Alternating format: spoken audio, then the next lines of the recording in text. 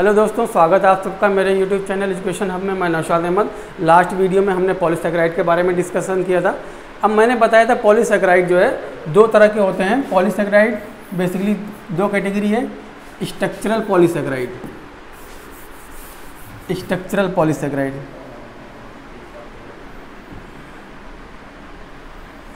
ठीक है, तो दो कैटेगरी है। क्या है? पहली स्ट्रक्चरल पॉलीसैकेराइड, स्ट्रक्चरल पॉलीसैकेराइड, और फिर स्टोरेज पॉलीसैकेराइड।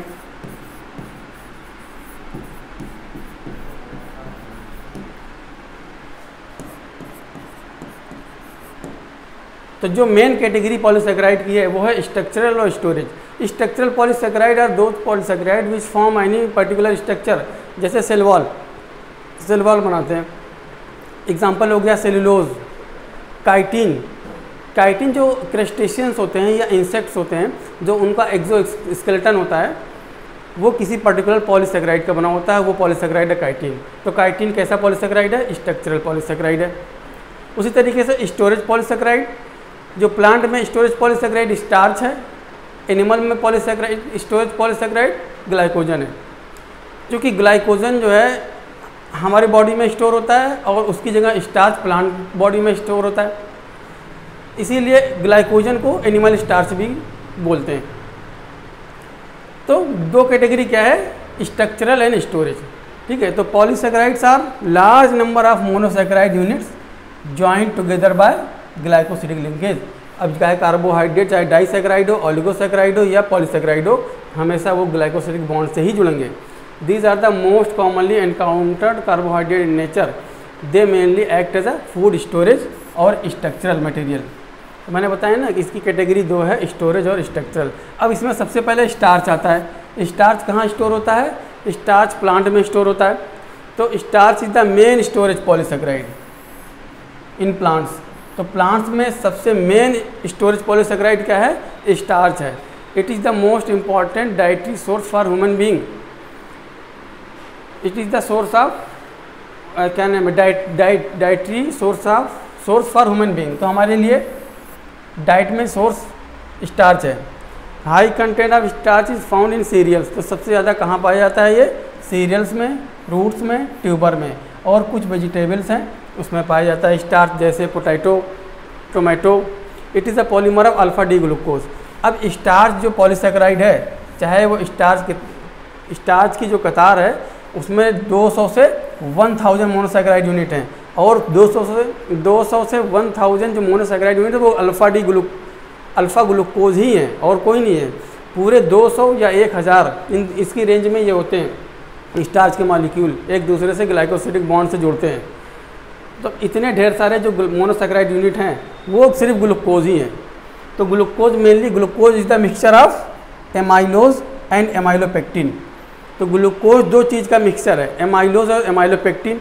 अब amylose is a water soluble, amylose water में घुल जाता है।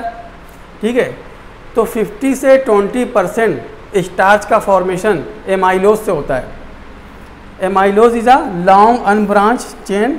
तो एमाइलोज में कितने ग्लूकोज यूनिट हैं? 200 से लेके 1000, वो भी अल्फा डी ग्लूकोज यूनिट्स हैं, held together by C1C4 glycosidic linkage. तो हमने क्या कंक्लूजन निकला? हमें ये कंक्लूजन निकला कि स्टार्च जो है दो चीज़ का मिक्सचर है, amylose and amylopectin. Amylose water soluble है, एमाइलोज में ग्लूकोज यूनिट्स कितनी हैं? 200 से लेके 1000, और एक दूसरे से ग्लाइकोसिडिक बॉन्ड से जुड़े। अब आता है एमाइलोपेक्टिन। एमाइलोपेक्टिन इनसॉल्युबल है वाटर में। एग्जाम के लिए बहुत ज़्यादा इंपॉर्टेंट है, आपसे क्वेश्चन दे देगा, पूछेगा कि एमाइलोज और amylopectin both are soluble, statement दे देगा both are soluble in water, both are insoluble, या amylose is soluble, amylopectin is insoluble. ठीक है, या amylose is insoluble, amylopectin is soluble. इस तरीके से 4 ऑप्शन बना के आपसे क्वेश्चन में दे सकता है। तो आपको याद रखना है कि एमाइलोज वाटर में सॉल्युबल है, एमाइलोपेक्टिन वाटर में इनसॉल्युबल है। अब वो 15 से 15 से 20% स्टार्च का फॉर्मेशन एमाइलोज कर रहा है, लेकिन 80 से 85% स्टार्च का फॉर्मेशन कौन कर रहा है? एमाइलोपेक्टिन। तो सबसे ज़्यादा इन्वॉल्वमेंट किसका है, सबसे ज़्यादा रोल किसका है स्टार्च को बनाने में? एमाइलोपेक्टिन का। ठीक है, तो एमाइलोपेक्टिन कैसा पॉलीमर है? ब्रांच्ड पॉलीमर है। इसका मतलब वो लीनियर पॉलीमर था। एमाइलोपेक्टिन कैसा पॉलीमर था? लीनियर पॉलीमर था। लेकिन एमाइलोज लीनियर पॉलीमर था, एमाइलोपेक्टिन कैसा है? ब्रांच है। क्यों? ग्लूकोज यूनिट्स एक दूसरे से लीनियर फॉर्म में जोड़ने के बाद फिर उसमें ब्रांचिंग हो गई है। तो इस तरीके से ये ब्रांच पॉलीमर है किसका? Alpha D glucose. एमाइलोपेक्टिन में भी अल्फा डी ग्लूकोज ही था। तो किस तरह का बॉन्ड फॉर्मेशन हो रहा था? C1C4 glycosidic bond. ठीक है, इसमें फॉर्म हो रहा था। In which chain is formed by C1C4 glycosidic linkage. Branch में ये पैटर्न अलग है। ब्रांच में C1C6 ग्लाइकोसिडिक लिंकेज है, लीनियर फॉर्म में C1C4 ग्लाइकोसिडिक लिंकेज है। अब ग्लूकोज के मॉलिक्यूल एक दूसरे से इस तरीके से जुड़े हैं, फिर उसमें ब्रांचिंग हो गई है ऐसे। ठीक है, तो इस तरीके से ब्रांचिंग हो जाती है। अब आप देख सकते हैं यहाँ पे लिंकेज, कैसा लिंकेज बन रहा है। ठीक है, ये amylopectin is insoluble in water, ये आप बताया जा चुका है। अब ये स्ट्रक्चर जो आप देख रहे हैं ये एमाइलोज है। एमाइलोज में ग्लूकोज मॉलिक्यूल एक दूसरे से लीनियर फॉर्म में इस तरीके से ग्लाइकोसिडिक बॉन्ड से जुड़े हैं। ठीक है, तो ये इसमें ब्रांचिंग नहीं होती है। ब्रांचिंग किस में है? एमाइलोपेक्टिन में। तो एमाइलोपेक्टिन में ब्रांचिंग है। देखिए ग्लूकोज यूनिट्स एक दूसरे से ऐसे जुड़ रही हैं, ऐसे, फिर उसके बाद देखिए ब्रांचिंग हो गई है ऐसे। ठीक है, तो इस तरीके से देखिए ये ग्लूकोज, एक ग्लूकोज, दो ग्लूकोज, तीन ग्लूकोज। अब इसी ग्लूकोज से ब्रांचिंग हो गई है, एक ग्लूकोज फिर एक ग्लूकोज, इस तरीके से जुड़े हुए हैं लगभग ढेर सारे। ठीक है, तो एमाइलोपेक्टिन ब्रांच्ड पॉलीमर है किसका? स्टार्च का। अब आता है सेलुलोज। तो सेलुलोज जो है, सेलुलोज में एमाइलोपेक्टिन ये दोनों नहीं है, इसमें से कोई एक है। ये सेलुलोज अकर एक्सक्लूसिवली, सेलुलोज कहाँ होता है? पहली बात तो सेलुलोज सेल वॉल बनाता है, प्लांट्स में होता है। Most abundant organic substances in plant kingdom, ये एग्जाम में बहुत इंपॉर्टेंट है, ये आ सकता है कि पूछ सकता है मोस्ट अबंडेंट कार्बोहाइड्रेट या most abundant polysaccharide in plants, आपका आंसर होगा cellulose. It is predominant constituent of cell wall. देखो मैंने बताया कि ये सेल वॉल का फॉर्मेशन करता है, ये सेल वॉल बनाता है। ये देखिए cell wall of plant cell बहुत इंपॉर्टेंट है, इसीलिए इसको बोलते हैं structural polysaccharide. Cellulose is a straight chain polysaccharide composed of only beta D glucose units which are joined by glycosidic linkage between C1 and 1 glucose unit and C4 of the next glucose. Cell wall of bacteria, देखो bacteria की cell wall भी बना रहा है और plant की cell wall भी बना रहा है। तो बैक्टीरिया और प्लांट की सेल वॉल किससे बनी होती है? सेलुलोज की। और सेलुलोज के मोनोसैकेराइड्स क्या हैं? सेलुलोज के मोनोसैकेराइड क्या हैं? Beta D glucose. स्टार्च के मोनोसैकेराइड क्या हैं? स्टार्च के मोनोसैकेराइड हैं अल्फा डी ग्लूकोज। अब आप इसमें स्ट्रक्चर में देख सकते हैं इस तरीके से सेलुलोज में ग्लूकोज के मॉलिक्यूल जुड़े हैं। ये ग्लाइकोसिडिक लिंकेज है, ये ग्लाइकोसिडिक लिंकेज है। ठीक है, ये लिंकेज है, ग्लाइकोसिडिक लिंकेज है। अब इसके अलावा और भी बहुत से पॉलीसैकेराइड हैं। ठीक है, the glycosidic linkage of cellulose can not be digested by the human system.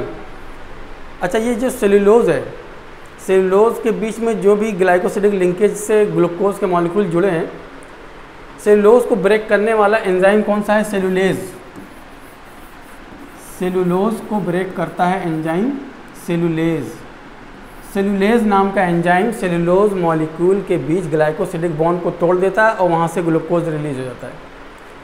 लेकिन हमारे डाइजेस्टिव सिस्टम में ऐसा कोई एंजाइम नहीं है जो सेलुलोज के बीच के ग्लाइकोसिडिक बॉन्ड को तोड़ पाए। ये होता है एनिमल्स में। ठीक है, तो क्या लिखा हुआ? The glycosidic linkage of cellulose can not be digested by human enzyme system. The enzyme which break the cellulose molecule is cellulase. It is present in vegetarian animal. इसका मतलब जो जानवर घास और ये वेजिटेबल वगैरह खाते हैं उनके अंदर ये एंजाइम होता है सेलुलेज, और ये ब्रेक कर देता है सेलुलोज मॉलिक्यूल को ग्लूकोज में, और glucose is the source of energy. ठीक है, अगर हम कोई फूड मटेरियल या कोई वेजिटेरियन चीज़ बिना पकाए खा लें तो हमारे अंदर डाइजेस्ट नहीं होगा, क्योंकि हमारे अंदर ये एंजाइम नहीं है जो सेलुलोज को ब्रेक कर पाए, लेकिन एनिमल्स के अंदर है। अब दूसरा आता है ग्लाइकोजन।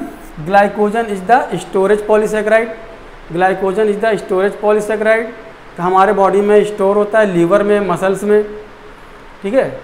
जब भी कोई इंसान लॉन्ग फास्ट पे हो तो यहाँ से ग्लाइकोजन से एनर्जी मिलेगी, ठीक है, लीवर से वो रिलीज़ होना शुरू हो जाता है, ग्लाइकोजिनोलाइसिस होती है, break down of glycogen is known as glycogenolysis, ठीक है। काइटिन स्ट्रक्चरल पॉलीसेकेराइड है, मैंने बताया था, ये किस में होता है, इंसेक्ट्स और क्रस्टेशियन एनिमल्स में काइटिन इज स्ट्रक्चरल पॉलीसेकेराइड। तो उनका जो एक्सोस्केलेटन है इंसेक्ट्स का और क्रस्टेशियंस का, क्रस्टेशिया एक क्लास है फाइलम आर्थ्रोपोडा में, उसके जो मेंबर हैं, और इंसेक्ट्स, इनका exoskeleton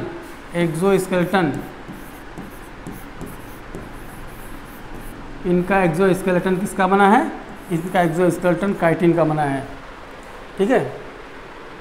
it is made up of N acetyl glucosamine, chitin भी अगर पॉलीसेकेराइड है तो इसके मोनोसेकेराइड यूनिट्स होंगी, तो काइटिन के मोनोसेकेराइड क्या हैं, N acetyl glucosamine, N acetyl glucosamine यानी NAG के मॉलिक्यूल एक दूसरे से ग्लाइकोसिडिक बॉन्ड से इस तरीके से जुड़े हैं, ठीक है। तो इस तरीके से इनका एक्सोस्केलेटन बना होता है, उसमें ये एन एसिटिल ग्लूकोसामीन के मॉलिक्यूल ग्लाइकोसिडिक बॉन्ड से जुड़े होते हैं। तो इस तरीके से पॉलीसेकेराइड ख़त्म हो गया। अगले वीडियो में नेक्स्ट लेक्चर के साथ आएंगे, नए टॉपिक के साथ, बायोमॉलिक्यूल ही चलेगा, लेकिन अगला बायोमॉलिक्यूल डिस्कस करेंगे। Thank you.